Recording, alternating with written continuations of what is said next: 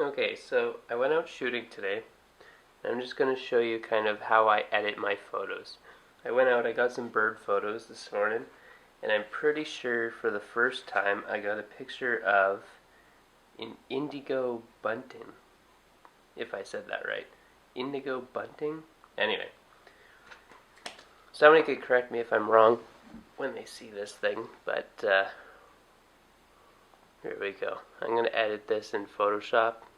Okay, so I'm just going to show you kind of how I do it. And if you're new to Photoshop or you're new to shooting in RAW, this will give you a tip. So I open Photoshop, I open Adobe Bridge actually, and then I go File, Get Photos from Camera, and there they are. I already deleted the bad ones, so since they're all check marked, I could go ahead and just Get Media button down here on the bottom right corner and get all of them. I got a male and a female shot of this bird, so I'm going to crop into this drastically. I'm also just going to share my thoughts on the new Nikon 80-400. I've only gone out with it twice, and it is a sharp lens. It is expensive. It is really friggin' expensive. And I don't know that it's completely worth $2,700. It's great. It's the best lens I've ever had, and it is really sharp. And like, I'll just zoom into this here. I'll go 100%. This was shot with the Nikon D7000. It's great. It's sharp. It's a little bit slow on the draw when it comes to autofocusing, so I try to pre-focus on things. If I hear a bird that's roughly 10 feet away, I focus on something that's 10 feet away, so if it does pop out, I'm already halfway there. So yeah, and I know it's a 400, so it's hard for a lens to totally bring that into focus on such a big lens. But it's equally as fast as my 70-300 Nikon was, I think, in terms of going from just complete, blur to infinity. So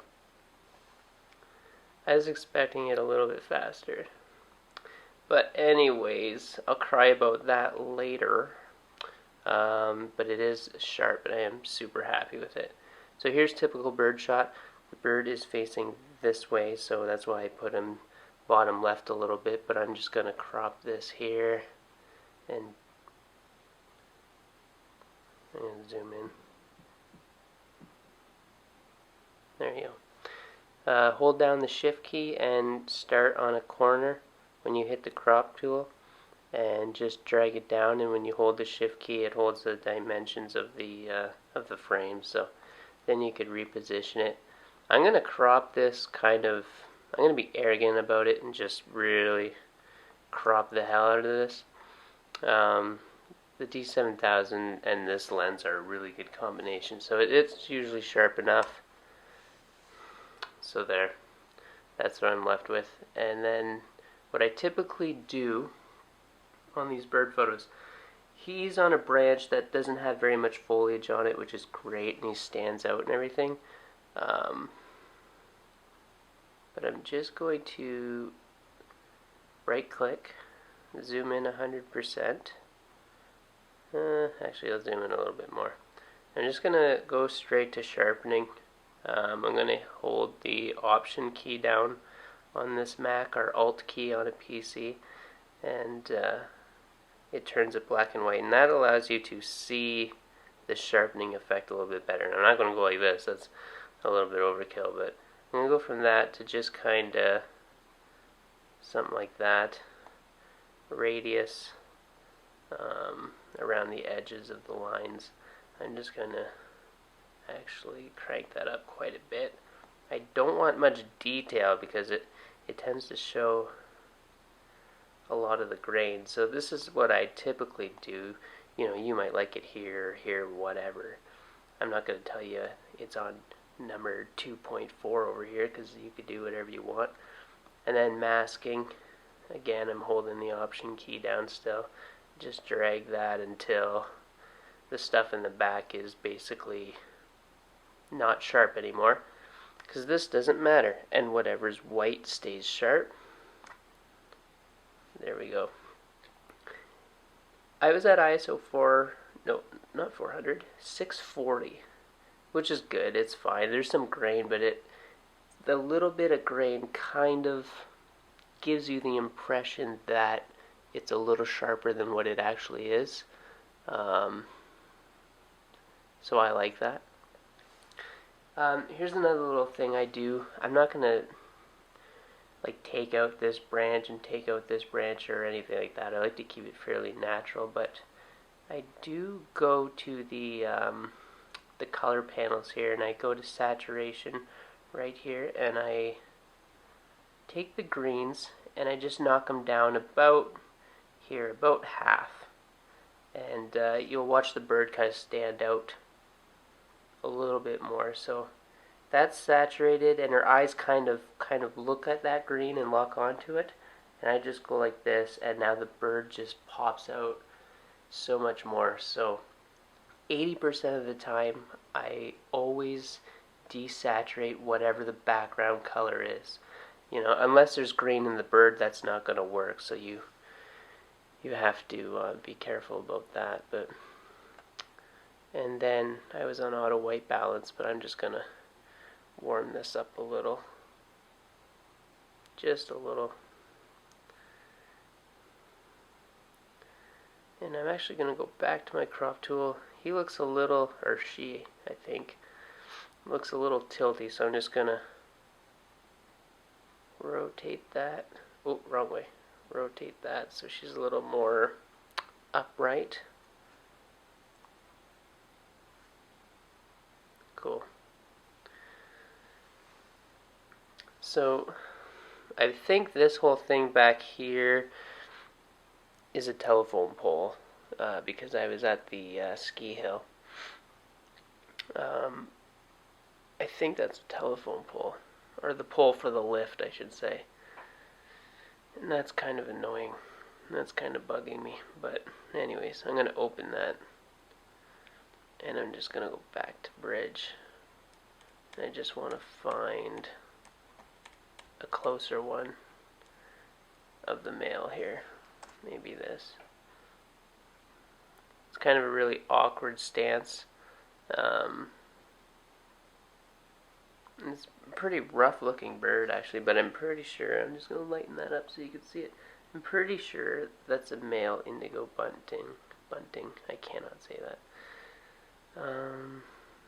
Back to bridge. I didn't get a really good one of them, but I got some great ones of the female. And then I always right click, zoom in 100% just to really see how sharp it is.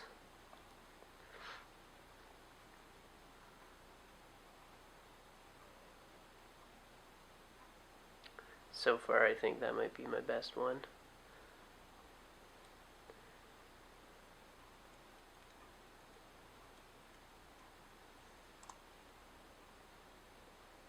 Here we go.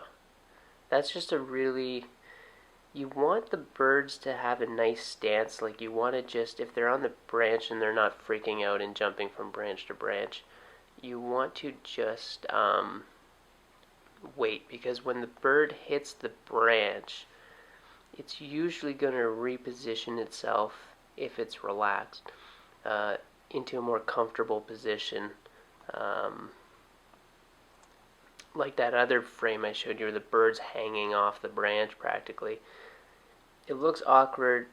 The bird, it's not totally uncomfortable to a bird, but they are going to reposition themselves, you'll notice, to something that's a little bit more comfortable for them.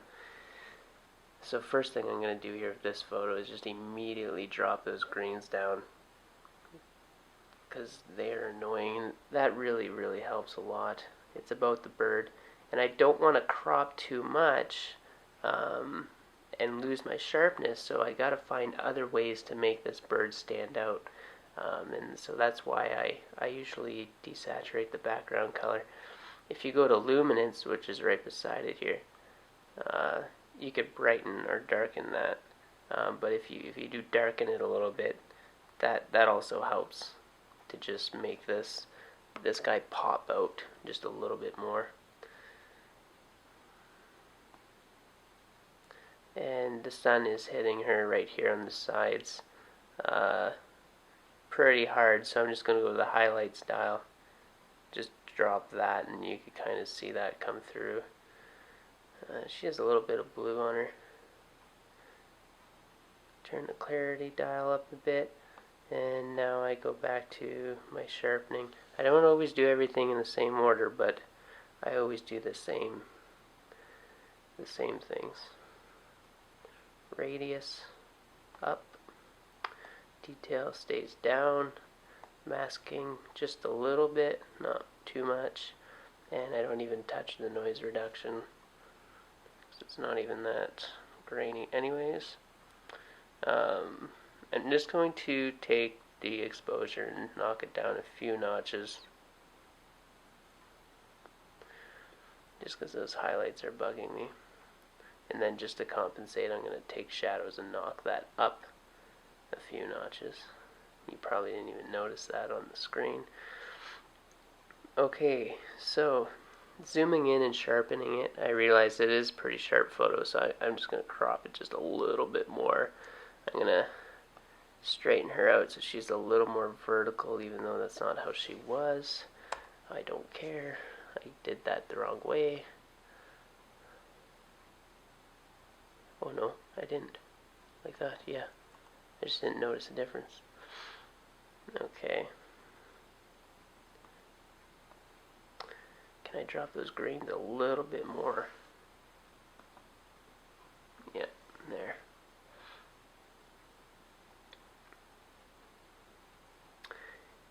Vignetting, kind of cheesy. A lot of us will agree on that. But it does help a little bit.